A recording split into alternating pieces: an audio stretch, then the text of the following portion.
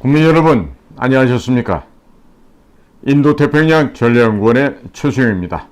오늘도 공작관TV 그레이트 게임을 애청해 주셔서 감사를 드립니다. 제가 오늘 전해드릴 제목은요, 과학행정입니다. 과학행정이란 과연 무엇일까? 그리고 왜 우리는 과학행정을 해야 하는가? 이 점에 대해서 분명하게 말씀드립니다. 최근에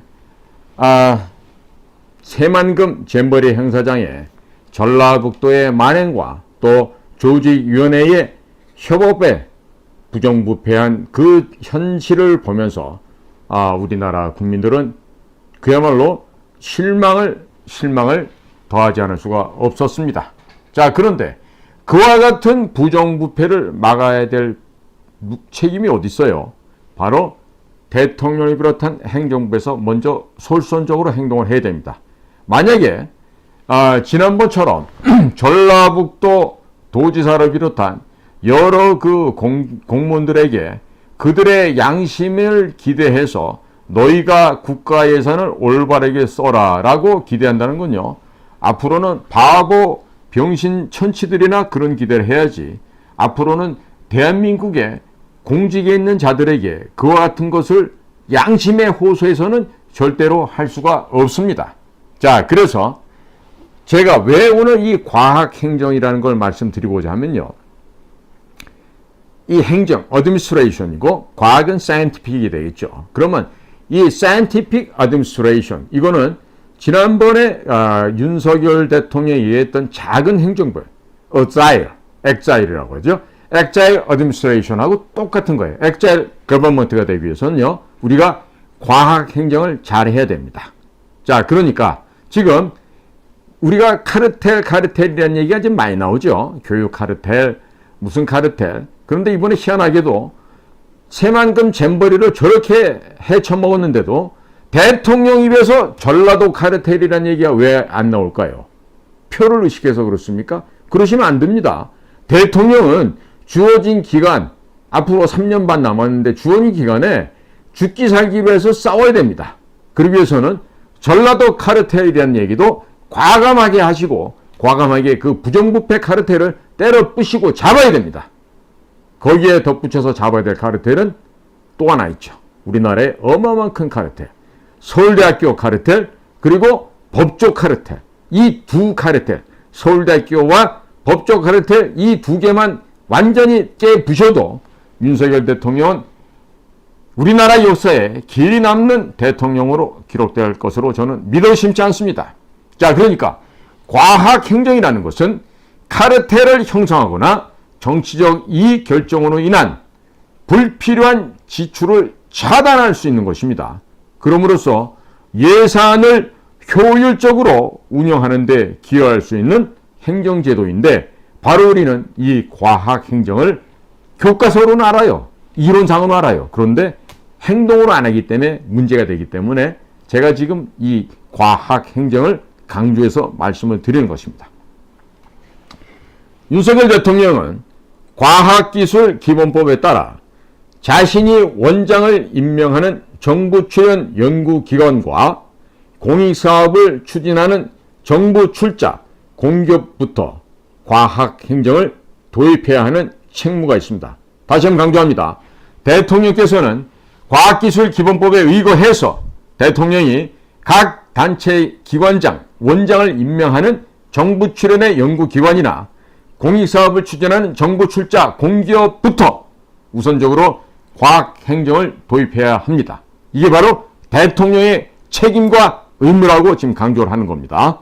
이 책임과 의무를 먼저 모범적으로 이행하기 위해서 2024년도에는 예산을 줄인다고 국민들한테 공표를 하시기 바랍니다. 그리고 그 성과에 대해서는 2025년도부터 과학행정을 평가할 것이다. 아주 엄격하게 평가할 것이라고 지침을 만들어서 하달을 해야 할 것입니다. 자, 이렇게 되면 어떤 일이 일어나게 될 것 같습니까? 각 기관장들과 직원들은 목이 달아날까봐 열심히 할 수밖에 없습니다. 이거 잘못하다가는 내 자리가 날아가겠는데? 그러면 부정 못하죠. 업무 성과 거행하기 위해서 더 열심히 일해야 됩니다. 자, 이렇게 해야만 국민을 설득할 수가 있습니다. 그리고 이 나라의 국정을 올바르게 대통령께서 운영할 수 있을 것입니다. 자, 그리고 일선 행정기관이라 하더라도 급진적으로는 안 된다 해도 반드시 내년도 내로는요, 이것을 도입을 해야 됩니다. 반드시 도입하도록 권장을 하고, 이후에는 모범 사례에 대해서는 포상도 하고, 대국민 홍보를 해서 자연스럽게 솔선수범 이행하도록끔 그렇게 주변 환경을 만들어야 됩니다. 이 대통령이 하셔야 됩니다. 특히 재정 자립도가 현저하게 낮은 지방자치단체에 대하여 강력하게 드라이브를 걸어서 전라북도 도지사 김관영 같은 이런 예산 도둑질하는 이 도둑놈이 더 이상 행정을 하지 못하도록 원천적으로 이것을 봉쇄, 금지, 발본색원해야 할 것입니다. 그리고 예산을 지원하고 있는 시민단체도 과학행정을 적용할 경우에는 건전한 활동을 할 수밖에 없습니다. 그리고 그 건전한 활동에 입각한 그 성과물을 제출할 수밖에 없게 됩니다. 자, 그렇기 때문에 더 이상의 간첩질 혹은 예산 도둑질을 못하게 되는 것입니다. 그러니까 지금 두 눈 크게 뜨고 무슨 사람만 잘라낸다 이렇게 협박할 것도 아니고요. 이 과학행정을 딱 들이대면 행정부, 지방자치단체 꼼짝 못하게 되어 있습니다. 그리고 보다 중요한 것이 있습니다. 그건 바로 국회입니다. 국회. 입법부죠. 국회의사당에 있는 의원이라는 것들이 정치적인 이익을 도모하기 위해서 자기 지역 예산, 자기가 속해 있는 자기를 뽑아준 그 지역이 있죠. 그러면 그 지역 예산 요구를 요청하는 게 많아요. 대부분이 그렇습니다. 근데 이런 예산 요구를 국회의원이란 자가 감행을 한다. 이런 짓을 감행할 경우에는요, 국회의 의원들이란 이런 짓을 합니다. 이 모든 일거수일투족을요, 국민 여러분들께 예산 도둑놈이라고 낙인이 찍힐 수 있게끔 과학행정의 검증 시스템을 구축해서 이것을 확인해야 됩니다. 그러면요, 국회의원 나부랭이들이요, 거짓말로 예산 타내고 또 다음번에 재선 3선을 위해서 지역 개발을 하기 위해서 국가의 세금을 빼먹는 이 같은 도둑질을 더 이상 못하게 됩니다. 그렇기 때문에 이 과학행정은 반드시 우리가 도입을 해야 되는 시스템이에요. 그리고 물론 이전 정권이 있죠. 이전 정권에서 강행했던 각종 사업부터 과학행정 검증 시스템으로 분석을 하고요. 그리고 이 과학 시스템으로 분석을 해서 공표하는 절차를 이행해야만 향후 함부로 예산을 낭비하는 불필요한 거짓의 도둑놈들의 사업이 차단될 수 있는 것입니다. 따라서 소결론입니다. 과학행정은 부강한 선진국가로 나아가는데 반드시 필요한 선택이고 필수적인 조건이라는 것을 제가 다시 한번 강조를 드립니다. 국민 여러분, 우리나라의 그 역사 가운데요, 그 조선이라는 왕조가 있어요. 이 조선시대 역사를 살펴보십시오. 아마 유일하게 세종대왕 때 과학행정을 비슷하게 했다고 볼 수가 있고요. 그 세종대왕 이후부터는 무슨 명분, 논리 이런 것에 치우쳐서 사화, 당쟁 이런 것들이 끊임없이 일어났죠. 요즘 지금 그게 뭡니까? 사화, 당쟁이. 맞습니다. 바로 지방자치제도입니다. 그것이. 예? 조선시대에 서로 물고 뜯고 싸우고 나라를 갖다가 그 험집을 내고 망가지게 했던 그 당쟁, 사화 이런 것들이요, 지금 현대의 지방자치제도인 것입니다. 그러니까 조선시대도요, 그런 거짓 세력들, 명분과 논리에 치우쳤던 그런 자들을 소위 양반이랍시고 그들 중심으로 된 그들 주도의 양반 행정을 했기 때문에 조선이 망해버린 거예요. 거기다가 이 망국의 길을 겪을 때는 망할 놈이 임금이 된다고. 이 고종처럼 예? 이 머리에 지력도 없고 지혜도 없고 능력도 없는 이런 까막눈의 고종이란 자가 아니 여자는 민비 하나만 있으면 되지 왜 여자는 또 그렇게 좋아했어요? 어? 키는 말이야 난징이 똥자루만한 것이 그렇게나 여색을 밝히고 이 나라의 국권과 국민과 국토를 제놈 개인과 또 조선 왕실을 위해서 팔아먹은 거 아니에요? 즉 두둑한 돈을 받아서 그걸 전부 다 왕실의 비자금, 내탕금으로 활용하면서 기집질하고 저 혼자 좋은 거 처먹어가면서 그러려고 나라를 팔아먹었던 거 아니에요. 그래서 지금 나라가 조선 왕조 500년에다가 일본 놈들한테 35년이니까 또 신음을 했어야 되는 거 아니었습니까? 그래서 그 망해 가서 없어져 가던 나라가 미국이라는 좋은 이웃 덕분에 우리가 해방을 맞이하고 또 우리의 건국의 아버지들과 또 그 가운데 리더 역할을 했던 건국 대통령 이승만이 이 나라를 자유민주주의로 이끌어내서 이 나라를 건국해서 오늘날까지 온 거 아니에요. 그런데 지금도 건국 대통령 이승만 기념관이 신격화된다고 왈왈 지저대고 있는 저 고종의 외척의 피가 흐르고 있는 이종찬이라는 자가 있어요. 네? 아니 아들놈이 대통령 윤석열과 서울법대 동기동창이고 초등학교 동창이면 뭐 할 거예요? 그러니까 아들 친구니까 대통령도 아들 대하듯이 함부로 대해서 그렇게 하면 되는가요? 안 될 얘기죠. 대통령은 나이를 떠나서 대통령은 우리가 존대를 해야 될 필요가 있고 반드시 그렇게 해야 됩니다. 네? 예를 들어서 야 윤석열이가 내 학교 후배니까 맘대로 뭐 반말짓거리 하고 뭐 이런 거 하면 되겠어요? 그러면 안 되죠.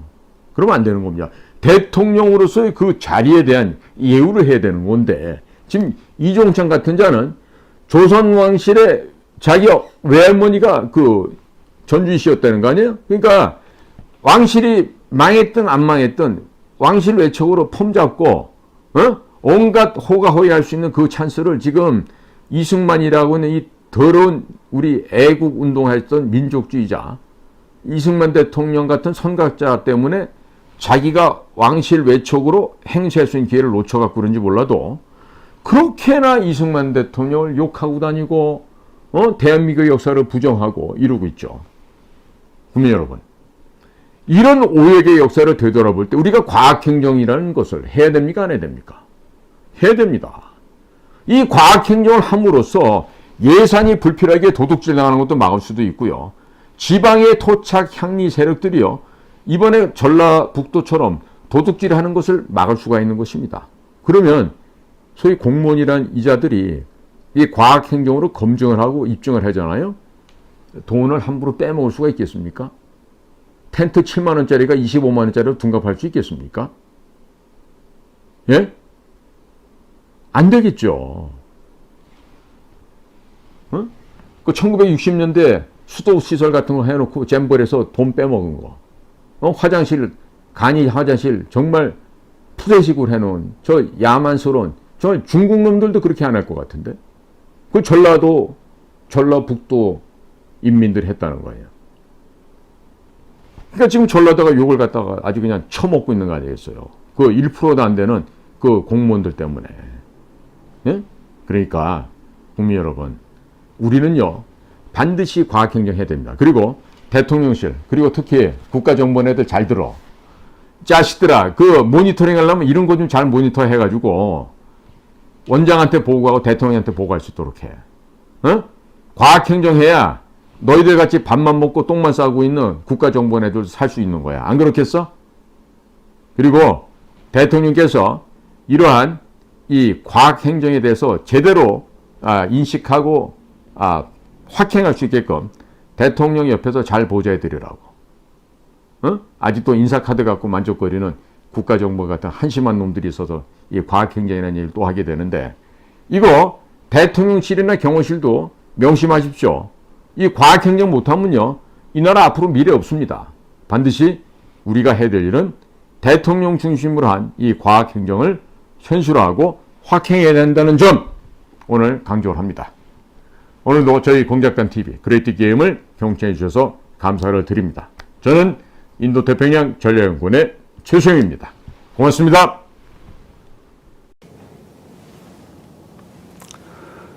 사랑하고 존경하는 국민 여러분, 자유민주당 대표 고영주 변호사입니다. 2024년 내년 4월 10일 실시되는 총선에 대비하여 저희 당 공약 13가지를 발표하겠습니다. 첫째, 국회의원 세비는 절반만 받고 나머지는 국고에 반납하겠습니다. 보좌관은 9명 중에서 5명만 채용하겠습니다. 국회의원 불체포 특권 등 국회의원의 모든 특권을 포기하겠습니다. 이상 말씀드린 내용은 법 제도 개정 이전에 스스로 실천하도록 하겠습니다. 저희가 이 공약을 내세우게 된 이유는 요즘 국회의원의 개혁, 국회 개혁, 또 정치 개혁 문제가 사회적 논란이 되고 있습니다. 그런데 이 국회 밖에서 아무리 정치 개혁, 국회 개혁을 부르짖어도 국회의원들이 기득권을 포기하고 자기네들 특권을 포기할 리가 없습니다. 이 국회 개혁을 이루기 위해서는 저희들이 국회에 들어가서 개혁을 하는 수밖에 없다고 판단을 했습니다. 그래서 저희 당 후보를 뽑아주시면은 저희 당 후보는 당선되면은 방금 말씀드린 바와 같이 국회의원 세비는 절반만 받고 나머지는 국고에 반납할 것이며 보좌관은 9명 중에서 5명만 채용하도록 하고 불체포 특권 등 모든 국회의원의 특권을 포기하도록 하겠습니다. 두 번째, 문재인에 대한 간첩죄를 수사하도록 추진하겠습니다. 문재인이 도보다리에서 김정은에게 넘겨준 USB에는 국가기밀이 담겨 있어서 정보 공개를 할 수 없다는 통일부의 답변이 있었습니다. 국민들에게도 알릴 수 없는 국가기밀이라고 그러면은 북한은 더더욱 알면 안 되는 기밀입니다. 그렇다고 그러면은 문재인이 USB를 넘겨준 것은 간첩죄가 분명하기 때문에 문재인에 대해서 간첩죄를 수사를 하도록 하겠습니다. 그리고 북한과 접촉을 할 때 김정은이 그냥 만나준다는 것은 상식에 반하는 일입니다. 그래서 김정은에게 대북 송금을 얼마나 해주고 만났는지 그 부분도 조사를 하도록 하겠습니다. 다음에 세 번째는 반국가 활동하는 시민단체의 보조금을 전액 폐지하도록 하겠습니다. 현재 시민단체에 대한 각종 보조금이 102조 원이나 된답니다.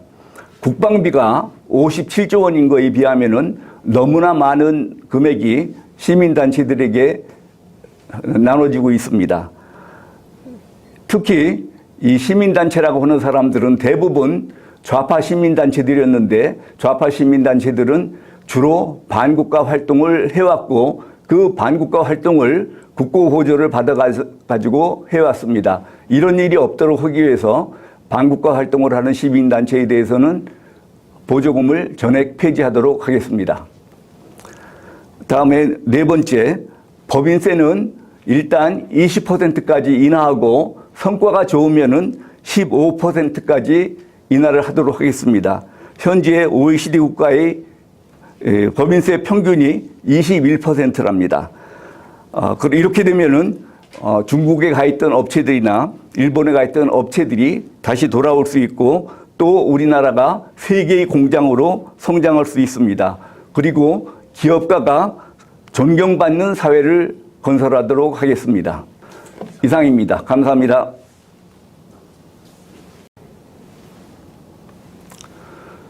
사랑하고 존경하는 국민 여러분, 자유민주당 대표 고영주 변호사입니다. 2024년 내년 4월 10일 실시되는 총선에 대비하여 저희 당 5번째 공약을 말씀드리겠습니다. 민주당 정권 하에서 부당하게 이루어진 검소안박을 폐지하고 또 공수처법도 폐지하고 국정원의 대공수사권은 부활하도록 하겠습니다. 또 형법상 간첩죄를 강화해서 현재 적국에게만 적용되고 있는 간첩죄를 외국에게도 적용하도록 하겠습니다. 다음에 6번째, 5.18 특별법, 제주 4.3 특별법, 여순사건 특별법, 기타 민주유공자 예우법 등을 폐지하도록 하겠습니다. 이런 법들을 전면적으로 폐지하고 앞으로는 기록에 입각하여 전면 재조사를 해서 가짜 유공자를 적발하고 그동안 잘못 지급된 보상금에 대해서는 전액 환수하도록 하겠습니다. 7번째, 5.18 당시 시위 진압에 참여했던 군인 경찰에 대한 명예회복 및 보상을 실시하도록 하겠습니다. 5.18 당시 국가임명을 받아 반란군을 진압하러 참여했던 군인 경찰에 대해서 그 후에 형법상 평가가 바뀌었다고 해서 그 출동한 군인들을 반란군으로 취급하는 것은 사리에 맞지 않다고 생각을 합니다. 그래서 평가는 어떻든지 간에 국가임명을 받아 출동한 군경에 대해서는 명예회복과 보상을 실시하도록 하겠습니다. 다음에 8번째, 공정선거를 위한 제도 개선을 하겠습니다. 부정선거가 이루어지고 있다고 세간에서 불만들이 많습니다. 그것은 선거관리위원회가 공정성에서 신뢰를 받지 못하기 때문이라고 생각합니다. 그래서 공정선거를 보장하기 위해서 저희들이 국회에 들어가게 되면은 선거관리위원회들을 대수술할 수 있도록 조치를 취하겠습니다. 이상입니다. 감사합니다. 사랑하고 존경하는 국민 여러분, 안녕하십니까? 내년 총선 1차 공약 13가지 중에서 9번째 공약을 말씀드리겠습니다. 9번째, 정당 국고지원금을 폐지하도록 하겠습니다. 현행 정당에 대한 국고지원금은 너무 과다합니다. 그래서 지금 국회의원들은 선거를 치를 때마다 엄청나게 재산이 불어나고 있습니다. 이런 거는 어떻게 보면은 국회의원들이 특권을 이용해서 국고를 빼먹는 것이라고 할 수 있습니다. 그래서 이를테면은 국민들한테 신뢰를 얻으면은 후원금을 받아서 정당을 운영할 수 있도록 하고 정당에 대한 국고지원금은 전액 폐지하도록 하겠습니다. 다음에 10번째, 북한 이주법을 추진하겠습니다. 지금 현행 법상으로는 북한에 가고 싶어도 합법적으로 갈 수 있는 방법이 없습니다. 북한을 자신들이 조국으로 알고 있는 종북 주사파들을 억지로 우리나라에 잡아둘 필요가 없다고 생각합니다. 적당한 조건에 맞으면은 합법적으로 이런 종북 주사파들은 북한으로 보낼 수 있도록 그런 북한 이주법을 추진하겠습니다. 다음에 11번째, 외국인, 특히 중국인의 국내 유치를 위한 모든 특별 대우를 폐지하겠습니다. 현재 중국인은 3억 원을 우리나라 은행에 예치하기만 하면은 영주권이 생긴다고 합니다. 이렇게 쉽게 영주권을 주는 나라는 선진제국 중에서는 없습니다. 그래서 저희들은 그 상호주의 원칙에 입각해서 중국인의 그 국내 유치를 위한 그런 과도한 특별 대우를 전부 폐지하도록 하겠습니다. 다음은 12번째, 중국 공산당의 패권주의를 반대합니다. 중국은 전 세계의 공산화를 목표로 해서 여러 나라에 공자학원 등을 보내서 의식화 작업을 하고 있습니다. 그래서 미국 같은 경우는 공자학원이 거의 다 폐쇄된 것으로 알고 있습니다. 그런데 우리나라에서는 하나도 폐쇄를 못하고 있습니다. 저희가 국회에 등원하게 되면은 공자학원을 우선적으로 폐쇄하고 중국 공산당의 여러 가지 패권주의를 반대하도록 하겠습니다. 다음에 13번째, 사형수에 대해서 사형을 집행하도록 하겠습니다. 김대중 정부 이후에 우리나라에서는 사실상 사형 집행을 안 함으로써 법원에서는 사형 판결을 내려도 그게 집행이 되질 않고 있습니다. 형사소송법에 의하면은 6달 이내에 법무부 장관은 사형 집행 명령을 해야 되고 사형 집행 명령이 있으면은 닷새 이내에 집행을 해야 됩니다. 이와 같은 형사소송법이 전혀 지켜지지 않고 있는데 이것은 어떻게 보면은 법무부 장관의 직무유기라 할 수 있겠습니다. 그래서 저희 당에서 등원을 하게 되면은 사형수에 대해서 사형을 집행을 해서 형사소송법을 준수하는 그런 풍토를 조성하도록 하겠습니다. 이상입니다. 감사합니다.